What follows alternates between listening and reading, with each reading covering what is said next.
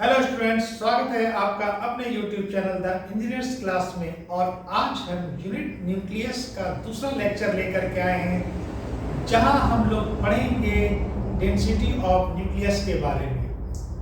तो students, nucleus के अंदर में जो सब न्यूक्लियस पार्टिकल्स होते हैं और उसे हम लोग न्यूक्लियॉन्स के नाम से जानते हैं। और वो न्यूक्लियॉन्स जो होते हैं वो आपके प्रोटॉन हैं और न्यूट्रॉन है। प्रोटॉन के पास में पॉजिटिव चार्ज होता है, जबकि न्यूट्रॉन के अंदर में कोई चार्ज नहीं होता है। प्रोटॉन और न्यूट्रॉन का जो मास है वो अप्रोक्सीमेटली इक्वल है, जो कि आपका 1.67 × 10⁻⁻27 kg है and it is equal to the 1.008 atomic mass unit. तो उस न्यूक्लियस का जो टोटल मास है वो मल्टीपल होगा मास नंबर के। Then mass of the nucleus can be written as, just look at the white board, mass of nucleus that is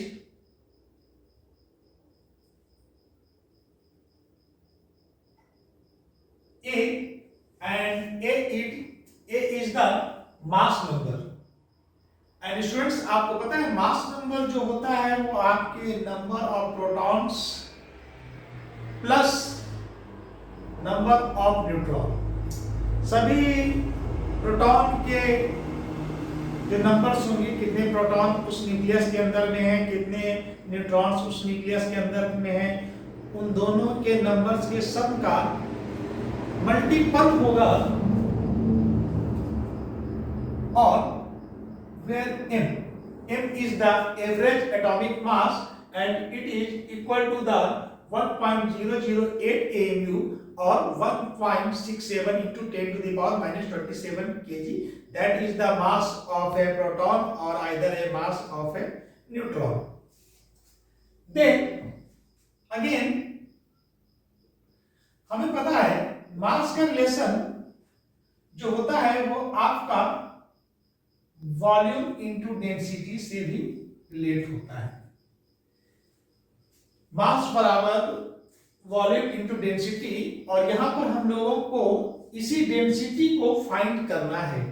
हम लोग जानेंगे डेंसिटी ऑफ न्यूक्लियस का फॉर्मूला और इसे हम लोग को फाइंड आउट करना है। Then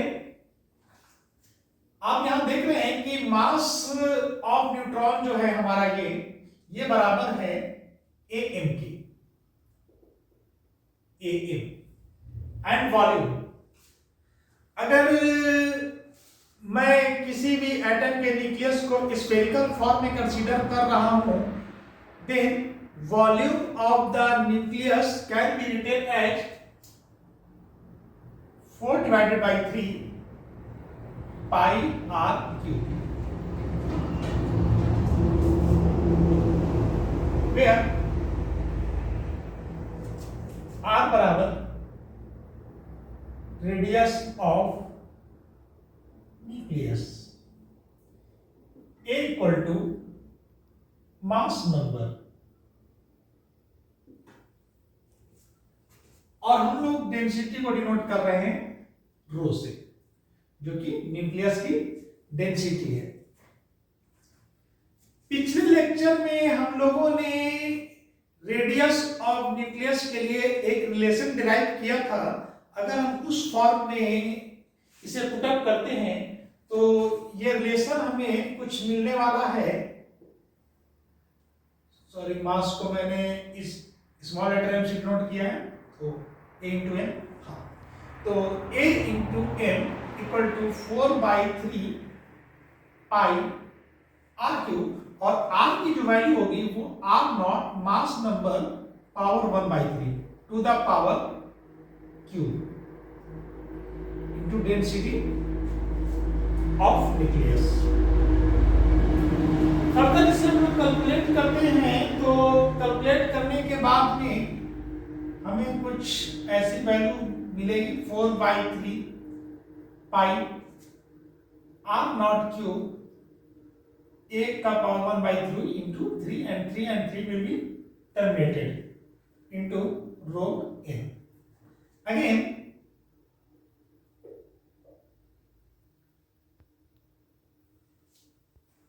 it can be written as 4/3 pi r naught cube a into row n. Here this a and this a is cancelled out. Now density of nucleus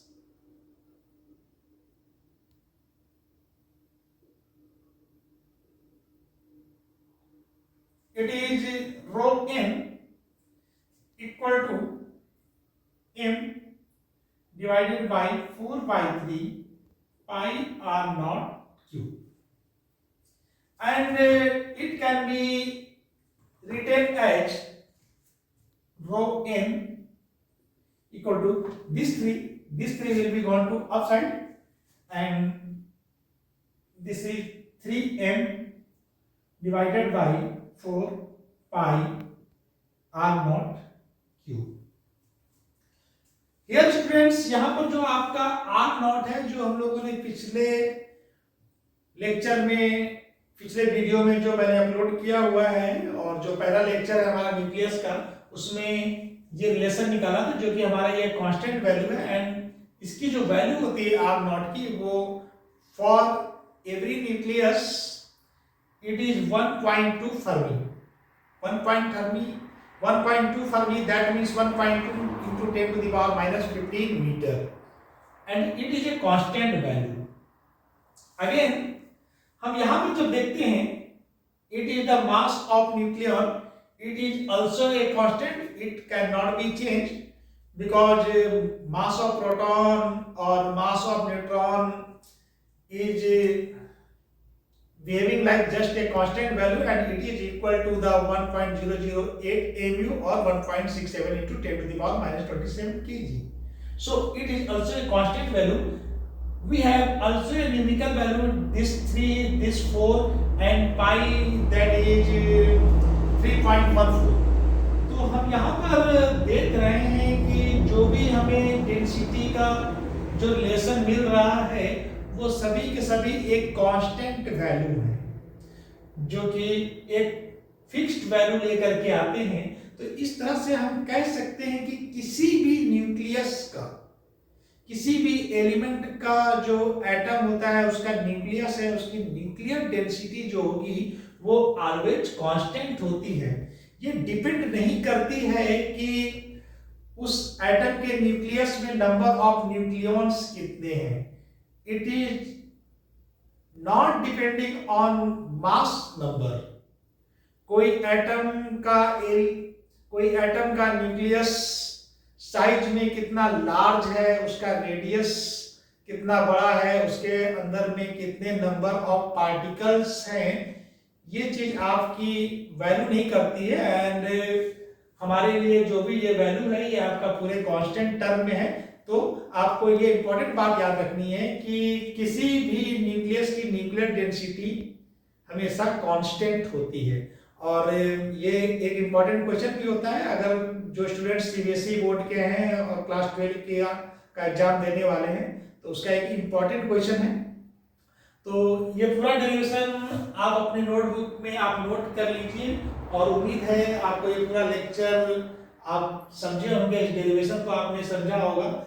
इससे related जो numericals है, या हम लोगों ने जो पिछले वीडियो में रेडियस का जो फॉर्मूला डिराइव किया था, और वो था r equal to r not multiple cubic root of mass number a. और आज जो हम लोगों ने डिराइव किया है डेंसिटी ऑफ न्यूक्लियस. तो इससे रिलेटेड जो भी सीबीएसई क्लास 12 के जो स्टूडेंट्स बोर्ड एग्जाम देने वाले हैं, उनके लिए मैं इंपॉर्टेंट क्वेश्चंस का एक अगला वीडियो लाने वाला हूं. तो इससे आपको इंपॉर्टेंट न्यूमेरिकल्स के जो सॉल्यूशन हैं, वो क्वेश्चन के सॉल्यूशन आपको अगले वीडियो में मिल जाएंगे. तो तब तक इंतजार कीजिए हमारे अगले वीडियो का, और आप अपनी पढ़ाई को जारी रखिए. मिलते हैं हम लोग अपने नेक्स्ट वीडियो में. तब तक लिए बाय बाय स्टूडेंट.